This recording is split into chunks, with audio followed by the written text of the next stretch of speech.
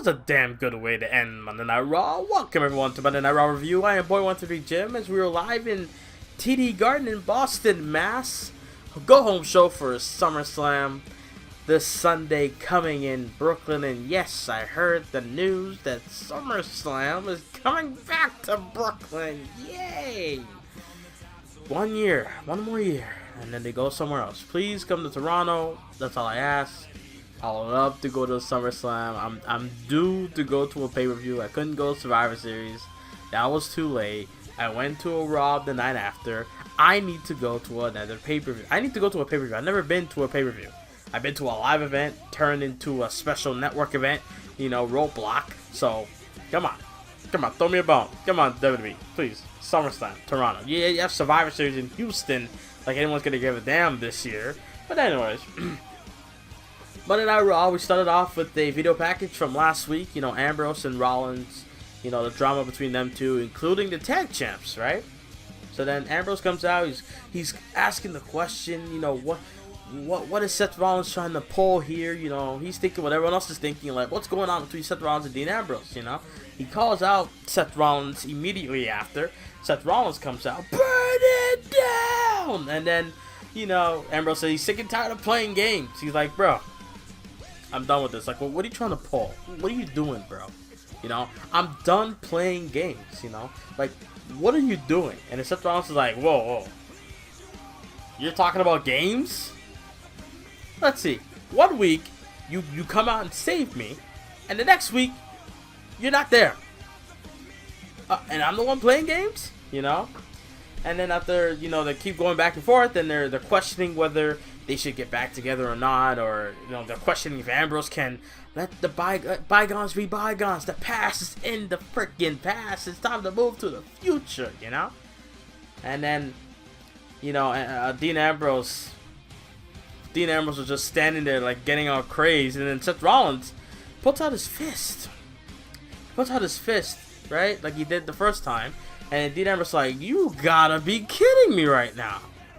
I put out my fist last week because maybe, I don't know if I was concussed or anything, but maybe, I finally came to my senses and maybe thought, you know what, maybe he has changed.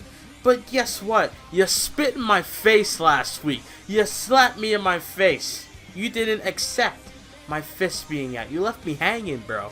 And after, shit went down in the end, And then after that, I believe Dean Ambrose did it again. He put out his fist again. And then Seth Rollins was he was like, I don't know. And then he starts turning around and walking away. Dean Ambrose was like, bro, don't you walk away from me. And then Rollins pushed him. Ambrose pushed Rollins. And then after Rollins pushed him again, and then Ambrose drops him, and then they start brawling, and then there was a sloppy brawl, by the way. I can't lie, dude. The way how they went out to the outside, Dean Ambrose had to force himself to go to the outside. They were hanging on the middle rope. Just saying. Anyway, so yeah, they're brawling it out, right? Did anyone see that phone at the barricade? Did anyone see that? When they're brawling it out at the barricade, you literally see an iPhone or whatever phone it was in a case chilling there. Like someone dropped their phone and they placed it perfectly right there, right underneath them. I'm just saying. And then after that, tag champs come through. They beat up Ambrose and Rollins. Ambrose got sent over to the barricade, beating up Rollins 2-on-1 situation. Ambrose came back in, saved them a little bit, 2-on-1 situation. Sheamus was setting up for a bro kick. Rollins dove into a crossbody onto Sheamus. And then, in the end, Ambrose and Rollins got the upper hand by working together and able to take out Sheamus and Cesaro. And then, when they're standing in the ring, finally, like one put the fist out, and then the other put the fist out, but like, it was like one put the fist out, one didn't accept it. One put the fist out, one didn't accept it. And then they both did it simultaneously. Kind of like a freaking X. But when they did it, the whole building in the TD Garden freaking exploded, dude. And I swear, I'm like, whoa. Why am I getting notifications? Come on. I'm doing a Raw review. Come on. But yeah, it's like the whole arena just blew up, and it's like, damn, holy shit. But I'm like, yes, yes, yes. And then Kurt Angle comes out, and he's like, hey, I'm gonna capitalize on this. Hey, Cesaro. Hey, Sheamus. This Sunday at SummerSlam, you're gonna defend your belts, your tag team titles, against Dean Ambrose and Seth Rollins. But here's the thing. First of all, Kurt Angle said WWE. How many W's did he put? He's like Sheamus and Cesaro, you'll defend your Raw WWE tag team titles this Sunday. And plus, the fans didn't give a fuck. They're just like you know, when he comes out, he signals for the "you suck," right? They literally just said "you suck" while he was announcing the damn match. That was funny, bro. That was a funny way and a good way to begin Monday Night Raw. I can't lie, I enjoyed that. Then later on, right after that, you know, first of all, the announcers after the break send well wishes to Ric Flair, and so did I. Tweeted that earlier. I was questioning. I'm like, what's going on with Ric Flair? I'm hearing bad things. I'm hearing that he has heart problems and he went to a coma. And like I said, I just hope the Nature Boy can get out of this one. He's been in plane crashes, had his back destroyed, and still able to wrestle later on in his life. And hopefully he's able to make out of this one still. And I did heard something that the surgery went successful, but he's not out in the clear yet. He's still got things to deal with. So I just hope Nature Boy be able to get that done. Yeah, after that we had the number one contenders match. Winner faces Alexa Bliss. I swear to God, every time I see her, every week, she gets more beautiful. I swear. I swear. I'm not bullshitting. I swear to God, she always gets better every time I see her. Every week on Monday Night Raw. I don't know. Do they got new cameras? I don't know. So yeah, the match happened. Sasha Banks in her hometown, and I realized when she was coming down, I'm like, wait a minute. Boston? Sasha? Equals loss. Because I remember I did say this. I was the only one that predicted that Bayley would lose the women's title at Payback to Alexa Bliss because they were in her hometown, right? And everybody else I heard was like, oh, Bayley's got to win, you know, Bayley's got to retain, this and that. I'm like, bitch, hometown star equals loss for the hometown star. Hometown star in hometown equals loss. And I tweeted out saying, look, she has 50% of winning this match because she's going up against Nia Jax, that's 25%, and 25% of her being in her hometown, so she's most likely to lose. And I was hoping that wouldn't happen. Great match, though. Great match. You know, the fans were nuts for this match. In the end, Sasha Banks able to put on the bank statement and able to find ways to keep it locked in. Nia Jax even battled out of it at one point and still able to get in again. And then made Nia Jax tap out. Nia Jax went out like a warrior. Sasha Banks did what she had to do.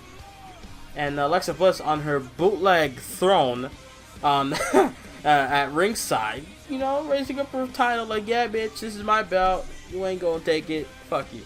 After that, we have Kurt Angle backstage talking about how he's excited about SummerSlam, how it's gonna be tremendous and wonderful and all that jazz. And then he sees the Hardys. Hardys are there. He mentions that they won't be able to wrestle the Revival this Sunday, which freaking sucks. It really does suck, dude. I really wanted to see that match again. Maybe a number one contenders match to go with it. I don't know. Right then, the Miz to Rod. Miz comes through and he's like, I'm not happy. You know, Kurt Angle's like, what do you want? Why are you here? Bo Dallas like a douchebag. I have to go, excuse me. The Intercontinental Champion has arrived. I'm like, do we care? Okay, we're going to take the Intercontinental Champion seriously after he and everyone else in the Mr. Raj got wrecked by one man. Okay? Simple. I don't care that Brock Lesnar, oh, it's Brock Lesnar, he's a big dude. Anyone can beat up anyone. Don't matter the size, don't matter the fucking weight, the height, the strength, don't matter. Alright? If you know how to get it done, you can get it done. Simple as that. And Brock Lesnar able to get it done by beating all three of those guys, treating them like if they're three jobbers, bro. Simple. Well, two of them are, and one's a semi-star. Yes, The Miz is a semi-star. Because that Dean Ambrose feud messed him up. Because like Miz come on with the Raw at some parts, you know, Miz was just doing something good, and then that freaking feud just destroyed him.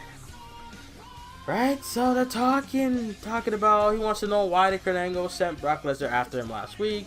You know, he wanted an apology. Kurt Angle said nope, you ain't getting shit. Miz will take on Jason Jordan since he didn't face Curtis Axel last week.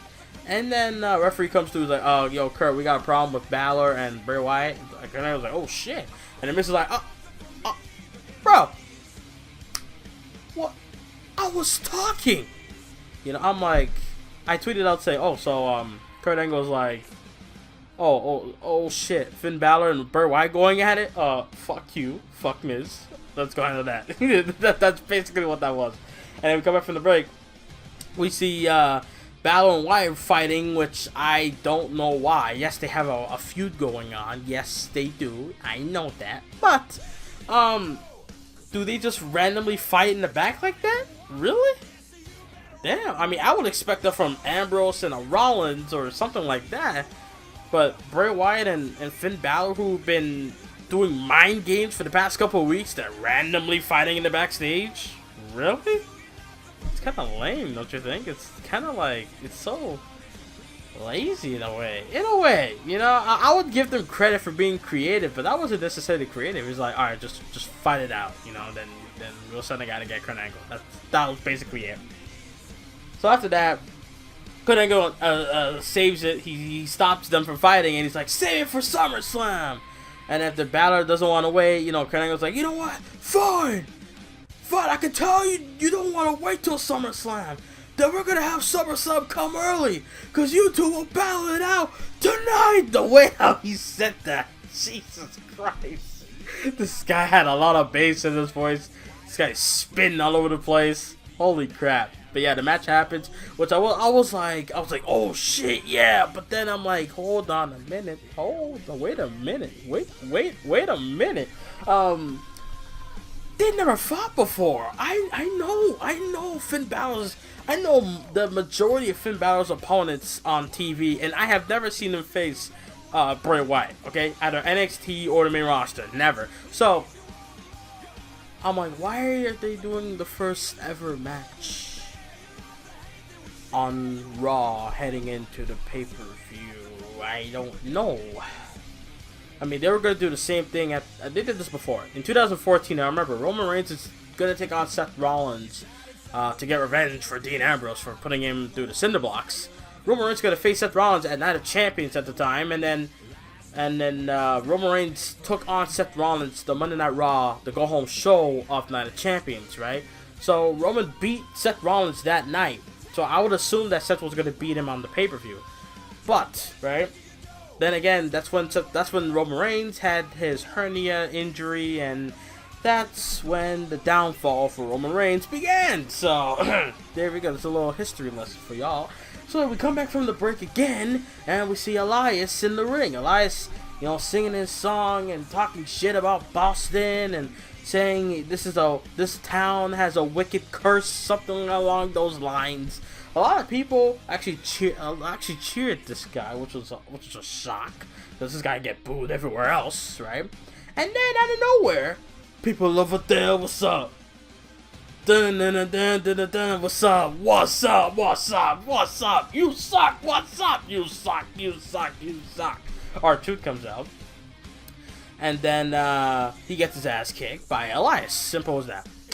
And that's it. Elias was walking off. R-Truth getting up to his feet, and that was basically it. Then the worst to come on Monday Night Raw. Big Cass comes through, wants to talk about SummerSlam with this pathetic match that nobody, and The Rock means nobody, will give a flying fuck about this match. I'm dead ass serious. Okay? Yes, Enzo got a great reaction. Yes, Big Cass got booed out of the fucking building, okay? I'll give you that. But, okay, but I will not accept the fact that this is even happening. Big Cass already beat Big Show. This should have been done already, to be honest. But yeah, at first it's like, okay, yeah, Big Cass, you know, let's see what he can do on his own. You know, big dude, you know, talking shit, you know, against everybody now. Big Show steps into the play, and then he takes down Big Show. And then the next week, they have a rematch, and Big Show knocks him out. Then the next week after, last week on Raw in Toronto, Big Show knocked out Big Cass again. Enzo made a reference to that in his little thing, and he's, you know, the only thing I like about Enzo is when he says how you doing after he says something. He's like, it's like, hey, nice coffee, how you doing? You know, hey, nice hair, how you doing? Hey, nice titties, how you doing? You know, he's like, you got knocked out. You did get knocked out in the past 2 weeks. How you doing? You know, like, I swear it's good at that only, but everything else, go fuck yourself.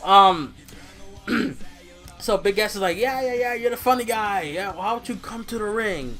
And then let's talk like men. And then Big Show came into the fray, and then out of nowhere, I was ready to get up and go to my kitchen and get food. I did it anyway, but right when I got up and pushed my computer table back, I see the club coming out, chopping Big Show down to size, and then Big Cass is beating him up. Well, not really, actually. The Big Show fought back. I'm like, hold on, the Big Show. Hold on a minute. The Big Show, the Big Show in his mid-40s is gonna beat up the club and Big Cass. Are you serious?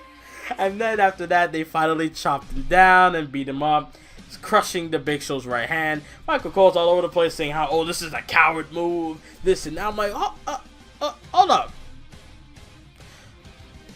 If you're taking on somebody that has a nasty move that can take you out, wouldn't you want to make sure that that move will not come into play this Sunday on a pay-per-view?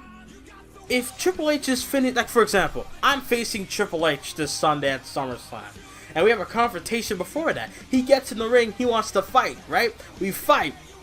What is the smartest thing for me to do? Oh, I know. Let me damage his knees. Why would I do that? Because Triple H's knees is vicious. He does the running knee. He takes your head and jams your face into his knee. He does the pedigree, and the pedigree, when you do the pedigree, you're jumping up in the air and dropping your opponent, and your knees get crushed on the mat as well. So, if you take out the knees, then when he does the pedigree, it's gonna pain him a lot. And then he's not going to pull a Booker T WrestleMania 19 on me. I'll be able to kick out by then.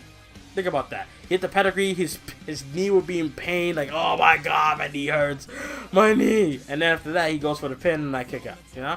Like Big Cass, like Big Show's going to do the knockout punch, but it's going to hurt him a lot. So, I don't know why Michael Cole's coming out saying, oh, coward, cheap shot, shortcut. This is the same guy who won a match at WrestleMania by disqualification. And the GM had to get involved for that. You can't tell me that is the biggest crap ever in WrestleMania history. And that's a big ass stain that we have to deal with. I don't know where I was going. But yeah, the Big Cass destroys the man's hand, basically. And then we come back from break. Big Show's in the trainer's room, and his arm is broken, deemed broken, claimed broken by the official, the doctor. You know, it wasn't that Chris Abmans or whatever his name is. You know, the dude that's suing CM Punk. Oh shit, I said CM Punk. Uh oh. Watch the views come in. God damn it. Fuck, dude. Don't fall for CM Punk stuff, please. It's better. We have one guy doing it. You know, he's very consistent and prolific. You know, we don't need that. We don't need CM Punk videos. He's not coming back unless he signs a paper or he magically appears on Raw or SmackDown or pay-per-view. I don't want to see another CM Punk video unless it's about his UFC stuff, because he's still signed with UFC. Just saying. So look, I ain't gonna lie. After that whole big cash situation, that's when I got up and got food. I wanted to go make myself bagels with cheese and bacon, right? That's what I did. That sounds fucking awful. That's what I went and had, okay? Alright? And with a nice cold bowl of cereal, Cinnamon Toast Crunch, and a glass of ginger ale. I haven't ate all day. I'm sorry. And a bag of Lay's and I have a whole pack of water to drown myself in. So okay, so I come back and I see the Cruiserweight title match. So I left when Neville was making his entrance. So I'm like, okay, the Cruiserweight title match is next. Which I'm still questioning why we getting these early matches. Why don't we just get the Universal title match tonight? Why don't we just get the like, why don't tomorrow on SmackDown we get Randy Orton versus Rusev? I bet we might get that. Or we see another clueless waste match, Corbin and Cena. That too. I don't know. Anyway, so this match happened. I went to go make food. I came back, and I see Tozawa hitting that senton from the top and pinned Neville. The crowd went nuts. Tozawa is the new WWE Cruiserweight Champion. I can assume that this match was great because the fans went nuts, so yeah, good, big ups on them, but another moment wasted pay-per-view wise. I mean, this could have been a great moment on pay-per-view, but let's do it in Boston on Raw instead of on a pay-per-view where people have to pay for it, whether it's $9.99 or $59.99, which you're a freaking idiot if you still do that, by the way, just saying. But yeah, in the end, the celebration, and they're going to have a celebration on 205 Live. Ain't nobody watching that. I stopped watching 205 Live months ago because I watch it just to get by, just to watch the Talking Smack. That's what I would do. But nope, not anymore. I don't watch it, period. I don't know if I'm going to watch SmackDown. I might go to work tomorrow. That's how much I care about SmackDown. Balor versus Wyatt. This happened. I barely cared. I'm not gonna lie. I barely cared. I was watching GFW on my computer, and I was editing my shit for Raw review today, and I was editing this Thursday's GFW Universe mode. That's what I was doing, and then I had it on my television. Don't worry, and I was watching, and Sister Abigail 1, 2, 3 done. So there was like 2 or 3 breaks in this match, dude. Holy shit. And then, yeah, Bray Wyatt won the match. And then after that, he pours blood, or red paint, whatever you want to call it, on Balor. And I'm like, damn. But why? Damn. I'm like, why? And then we come back from break. We see Balor coming out of the office of GM, Kurt Angle. Kurt Angle's office, right? And then he's like, you see, I just talked to Kurt Angle, and I won't get my rematch this Sunday. You see, Bray Wyatt has demons of his own, right? He'd like to talk about his demons. Well, this Sunday I'm gonna show Bray Wyatt I have a demon of my own. I'm like, bro, finally, for the first time in a year, we get to see the demon. For the first time since last year's SummerSlam, we get to see the demon. I really would wonder, what would WWE be like if Balor didn't get hurt? You know, like, what would happen? What would happen if he didn't get hurt? Will we have Kevin Owens being the longest reigning Universal Champion? No, maybe not. Will we have Goldberg be Universal Champion? Probably not. You never know. Anything could happen. Shoot. After that, we randomly get Mickie James versus Emma. Now I get it. Mickie James had a little segment. By the way, she looks fucking good, bro. Like, yo, I'm gonna have to ask her one. Is she good? She good, bro. Like, she Mickie James and Emma. Whew. Like, I don't go on her Instagram like everyone else says that they do. I don't go on her Instagram. I don't need to go on her Instagram. I know she's fucking hot. I already know that. I don't need to go on her Instagram just to get confirmation. I knew it from the beginning, okay? Since, like, when she turned heel, oh, jeez. I that's when I knew she's fire. Simple, right? Mickie James basically challenged her to the ring later on, and yeah, we had the match. The matchup was kind of sloppy a little bit, not gonna lie, but in the end, Mickie James able to get the W with the chick kick, and that's basically it. Emma keeps swirling like a fucking like shit, just twirling and swirling and swirling into the toilet. Down she goes. After that, we have the beautiful, beautiful and thick Charlie. Alright. She talks. Okay. I was way ahead on the notes I'm reading. I was way ahead. My bad. This is a huge bot. Sorry. I was way ahead on talking about Balor and the Demon and the blood. I was way ahead. Okay. Anything I see, I just talk about what happened, and after that, and then blood.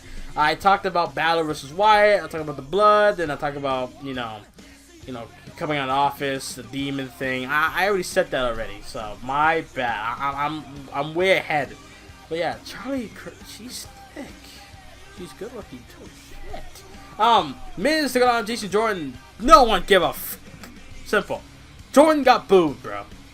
This shows that this is the. I know what I said last week. I know what I said on the podcast last week, or 2 weeks ago. You gotta give Jordan a chance. You gotta give him time.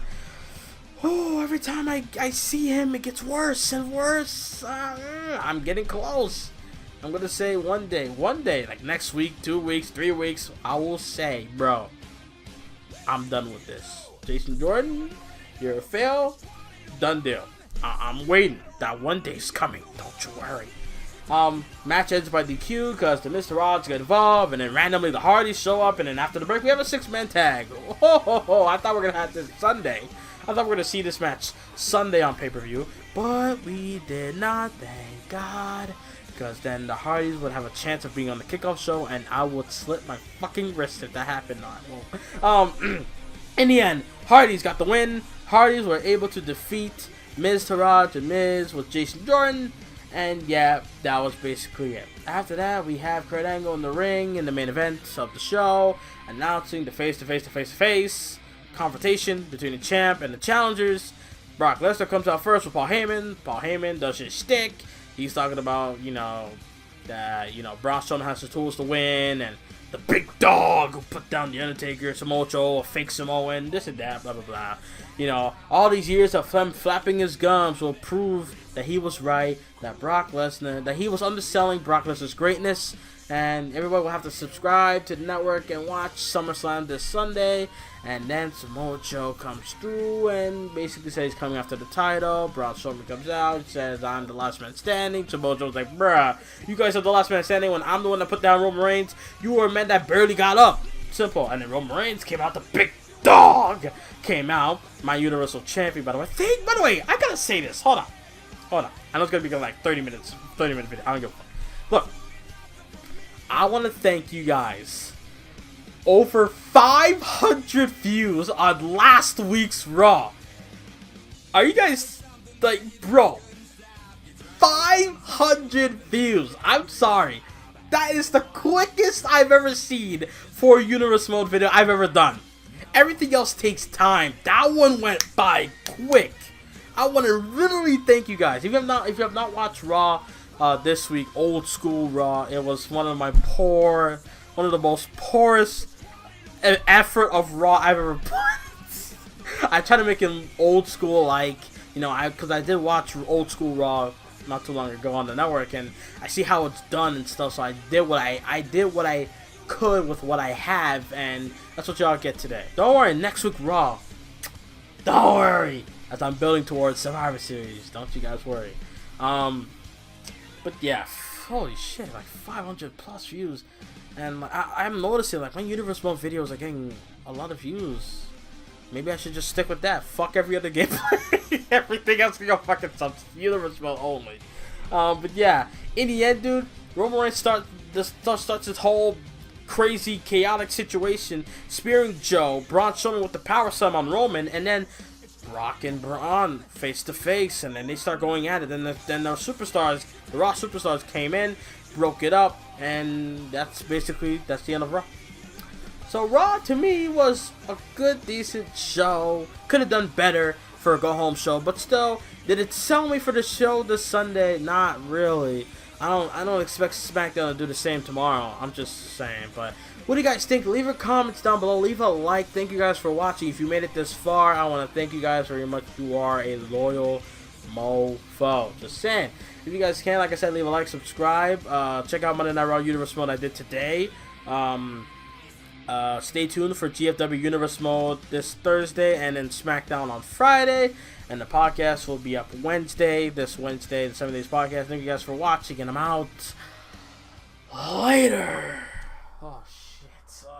Oh, Lord. 30 minutes of a review. I'm really tired, but Charlie's all thick. God damn. But still, Mickie James, though, she bad, too. I keep looking, and I swear Mickie James is thick. I don't know. Emma's going down the freaking toilet. Sasha Banks look good too. Shit, a lot of people look good tonight. I don't know. But SmackDown's gonna be shitty though. I already know, so I'm gonna go to work. Fuck SmackDown. I don't fuck with. Hold on, I'm still recording.